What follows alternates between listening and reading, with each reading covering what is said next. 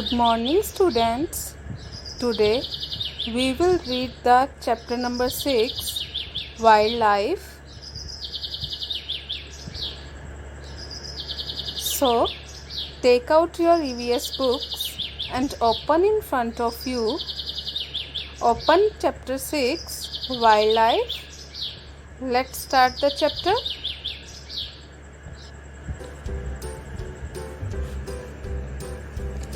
Wildlife is really a valuable gift of nature because animals maintain balance in nature. Wild nature का बहुत ही अनमोल तोहफा है क्योंकि जो एनिमल्स हैं वो नेचर का बैलेंस बना कर रखते हैं. Wild life is related to all those plants and animals and other organisms that cannot be domesticated. Wild life ऐसे प्लांट्स और एनिमल्स और अदर ऑर्गेनिजम्स को रिलेट करता है जिन्हें हम डोमेस्टिकेट नहीं कर सकते, मीन्स घर पर नहीं रख सकते हैं. Forests are the home of some animals. तो ऐसे एनिमल्स के लिए घर क्या होता है? फॉरेस्ट. जंगल उनके लिए घर होता है. About 1/5 of the total land is covered by forest. लगभग 1/5 पार्ट है जो लैंड का वो फॉरेस्ट्स हैं. Even it is not enough for this. हालांकि ये इनफ नहीं है वाइल्ड लाइफ के लिए. Forests are a rich store house of wild life but they can also be found in desserts, plane marches, mountains etcetera. जंगल बहुत बड़ा घर है वाइल्ड लाइफ के लिए, लेकिन ये ज़रूरी नहीं है कि वाइल्ड लाइफ सिर्फ फॉरेस्ट में मिलते हैं. वो डेजर्ट्स में भी होते हैं, प्लेन एरियाज़ में भी होते हैं और माउंटेन्स में भी मिलते हैं. Wild life of one region differs from the wild life of another region. एक एरिया का वाइल्ड लाइफ दूसरे एरिया की वाइल्ड लाइफ से अलग होता है. Rich wild life keeps the environment clean. The food chain is not disturbed. The area is pollution free and is shelter of many animals. ये wild life environment को clean रखती हैं क्योंकि बहुत से पेड़ पौधे होते हैं और फूड चेन डिस्टर्ब नहीं होती है और ये एरिया पोल्यूशन फ्री होता है और बहुत से एनिमल्स के लिए घर बनता है. There are many areas in India and other countries of the world where wildlife is not protected. India में और दुनिया के दूसरे देशों में बहुत सी जगहें ऐसी हैं जहां वाइल्ड लाइफ सुरक्षित नहीं है. The trees are cut indiscriminately and forest area is being reduced. Trees को अंधाधुंध काटा जा रहा है जिसकी वजह से जंगल जो हैं वो कम होते जा रहे हैं. Hunting of animals for their skins, tusks and fur has also threatened them. Animals का जो शिकार किया जा रहा है उनकी स्किन के लिए, टस्क के लिए, फर के लिए, जिससे उन्हें डराया जा रहा है. एनिमल्स और डर रहे हैं. Moreover, there is not much forest cover left. और जो जंगल है अब वो बहुत ज़्यादा नहीं बचे हैं. Many species of plants, animals and birds become extinct and many species become endangered. Plants, animals और birds की बहुत सी ऐसी species हैं जो extinct हो चुकी हैं, मीन्स बिल्कुल ही ख़त्म हो चुकी हैं, लुप्त हो चुकी हैं, और बहुत सी species ऐसी हैं जो ख़त्म होने वाली हैं. Let's come to the next page. Next is let's answer. First is how much part of the land is covered by forests? So answer is 1/5 part of the land is covered by forests. Second is why do people hunt the animals? So answer is people hunt the animals for their skins, tusks and furs. Next is extinct animals. There are certain animals species that do not exist anymore on the earth. ऐसे बहुत सी animal की species हैं जो अब इस अर्थ पर नहीं हैं। Such animals are called extinct animals. ऐसे एनिमल्स को बोलते हैं extinct animals. Animals become extinct due to natural और man-made reason. ये जो एनिमल्स हैं एक्सटिंक्ट हो चुके हैं या तो ये नेचुरल रीजन की वजह से हुए हैं या फिर इंसानों के कारण हुए हैं। Sometimes there are swift changes in the climate. Some animals are not capable of adapting themselves according to these changes. कभी कभी क्लाइमेट में मौसम में बहुत तेजी से चेंज होता है तो कुछ एनिमल इस चेंज को इजीली एक्सेप्ट कर लेते हैं, जबकि कुछ एनिमल्स खुद को इस क्लाइमेट में एडजस्ट नहीं कर पाते हैं। Nowadays, man-made reasons are more responsible for the extinction of animals. लेकिन आजकल इंसानों के कारण ये जो प्रजातियां एनिमल्स की एक्सटिंक्ट हो रही हैं। Man-made reason ज़्यादा रिस्पॉन्सिबल है इनके एक्सटिंक्शन के लिए। Man has been cutting the trees on a large scale. इंसान जो है वो बहुत तेजी से पेड़ों को काट रहे हैं। It leads to the loss of habitats of animals, जिसकी वजह से जानवरों के जो घर हैं वो खत्म हो रहे हैं। Some animals shift to other habitats and start living there. कुछ एनिमल्स दूसरी जगहों पर जाकर रहने लग गए हैं। Some animals fail to adapt to the condition of the habitats and become extinct. कुछ एनिमल्स दूसरी जगहों पर रहने लग जाते हैं और वो उन जगहों को इजीली अडेप्ट नहीं कर पाते हैं, जिसके कारण वो एक्सटिंक्ट होने लगते हैं। Quagga, passenger pigeon, dodos etcetera became extinct due to man-made reason.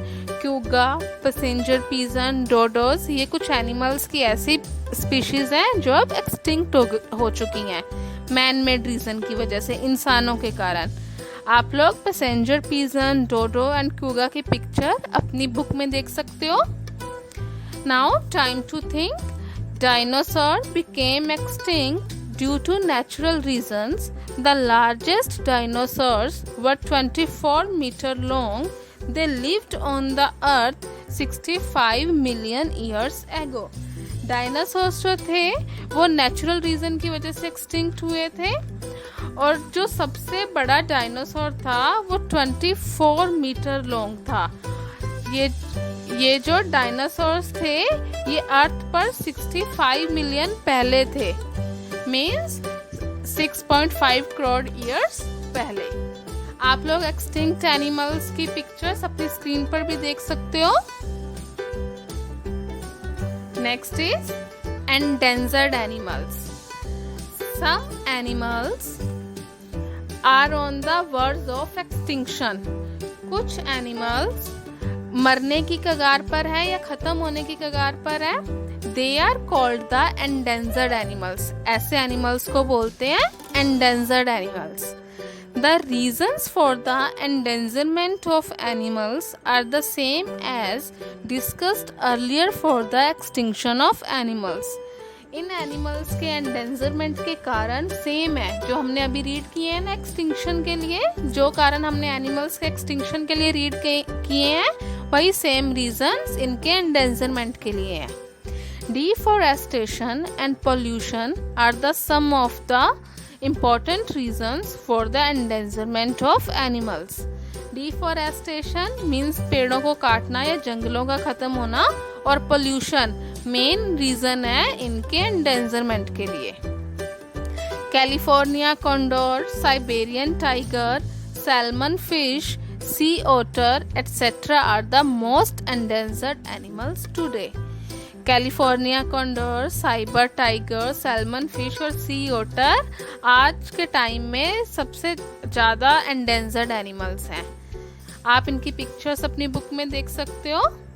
Next is hunting and poaching. Hunting and poaching are serious threats to the wild animals. Hunting और पोचिंग एक बहुत ही सीरियस डर है या एनिमल्स के बीच में एक ऐसा डर है। In these activities, man kills the wild animals indiscriminately and illegally. Hunting और पोचिंग में इंसान वाइल्ड एनिमल्स को बहुत तेजी से मार रहे हैं, उनका शिकार कर रहे हैं या इलीगल तरीके से उन्हें मारा जा रहा है। Hunting means sport of man that involves killing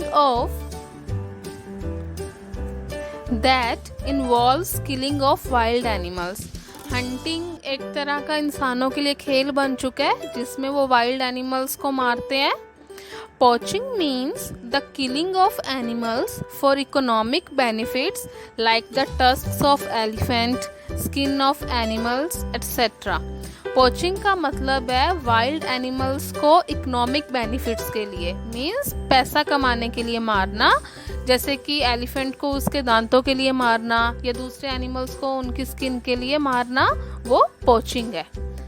the motive of both activities is just different but the result is the same. चाहे दोनों में फर्क है, हंटिंग और पोचिंग को मतलब इन दोनों में डिफरेंस है, लेकिन इनका जो रिजल्ट है वो सेम ही है। दोनों एक्टिविटीज चाहे अलग अलग है, हंटिंग को लोग खेल समझ के कर रहे हैं और पोचिंग को पैसा कमाने के लिए कर रहे हैं, बट स्टिल इनका जो रिजल्ट है वो सेम है। Now time to think. Snow leopard is found only in the forests of the Himalayas. It is also an endangered species. Snow leopard जो है, जो सिर्फ हिमालयस में मिलता है, वो भी अब endangered species बन चुका है, खत्म होने की कगार पर है।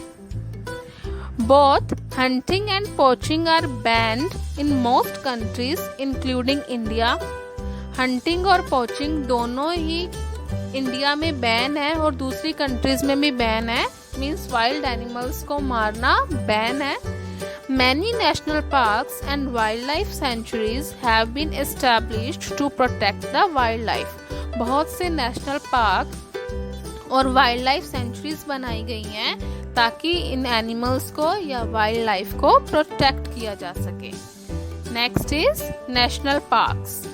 National parks are the small covered areas in the forests or near rivers or lakes. National parks एक छोटे से कवर एरिया होते हैं जंगल में या फिर लेक और नदी के आसपास। Hunting of animals are not allowed in these areas. This area is pollution free and encourages tourism.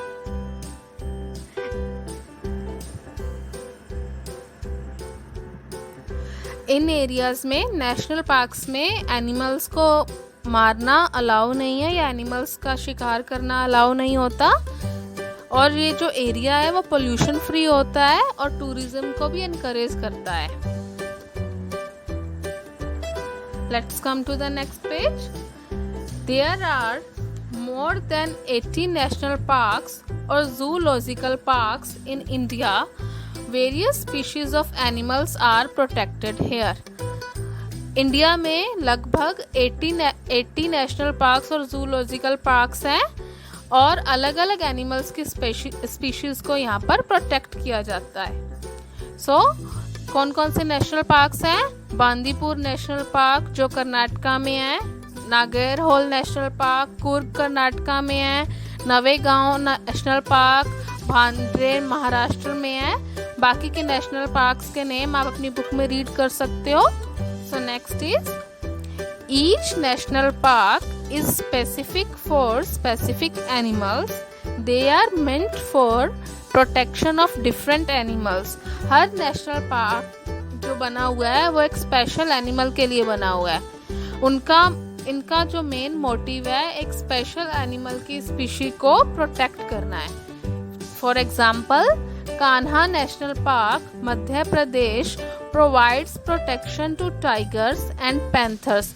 जो कान्हा नेशनल पार्क है मध्य प्रदेश में बना हुआ है वो टाइगर्स और पैंथर्स की प्रोटेक्शन के लिए है।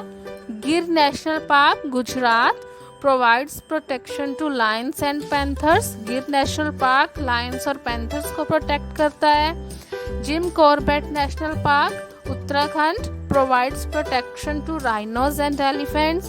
जिम कॉर्बेट नेशनल पार्क में राइनोज और एलिफेंट्स को प्रोटेक्ट किया जाता है।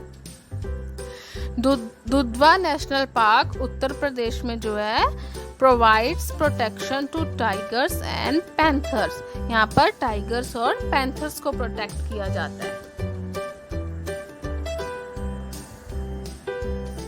Next is let's answer. There are 2 questions. First is write the names of some endangered animals. So answer is California condor, Siberian tiger, salmon fish and sea otter. Next question is what is poaching? So answer is poaching means the killing of animals for economic benefits like the tusks of elephants, skin of animals, etc. Let's come to the next page. Next is wildlife sanctuaries. There are about 514 sanctuaries in India. India में लगभग 514 sanctuaries हैं. Sanctuaries are also meant by protection of animals and birds. Sanctuaries को बनाने का motive भी यही है कि वहाँ पर एनिमल्स और बर्ड्स को प्रोटेक्ट किया जा सके. Some of the major sanctuaries of India, कुछ मेजर सेंचुरीज के नाम आपको दिए गए हैं नीचे. इंडिया में जो सेंचुरीज हैं उनके नाम नीचे दिए गए हैं. So Darrah wild life sanctuary, Kota Rajasthan. Gandhi Sagar sanctuary, Mandsaur Madhya Pradesh. Sariska sanctuary, Alwar Rajasthan. Same as you can read the other wildlife sanctuaries in your book. Ghana Bird Sanctuary provides protection to Siberian crane. Ghana Bird Sanctuary जो है वो Siberian crane bird को protect करती है. Next is Biosphere Reserve. They are very large and multi-purpose areas that provide protection to plants and animals. ये बहुत ही बड़े और अलग अलग कामों के लिए यूज होने वाले एरियाज हैं जहाँ पर प्लांट्स और एनिमल्स को प्रोटेक्शन प्रोवाइड की जाती है. They are open like forest, mountains और वेस्टलैंड्स. ये फॉरेस्ट की तरह होते हैं खुले, माउंटेन्स की तरह और कोई वेस्ट लैंड हो सकती है. They also provide facilities of education and training and awareness to people to protect plants and animals. Plants और animals को कैसे protect करना है इसके बारे में भी यहाँ पर सिखाया जाता है. लोगों को ट्रेनिंग दी जाती है, उन्हें अवेयर करवाया जाता है. They have started many programs under the direction of United Nations. In biosphere reserves में बहुत से प्रोग्राम स्टार्ट किए जाते हैं जो कि यूनाइटेड नेशन जो एक ऑर्गेनाइजेशन है उसकी तरफ से चलाए जाते हैं. There are 8 biosphere reserves in our country. हमारे देश में 8 बायोस्फीयर रिजर्व्स हैं. They are eight great Nicobar, Manas, gulf of Mannar, Nanda Devi, Nilgiri, Simlipal and Sundarbans. ये कहाँ पर है?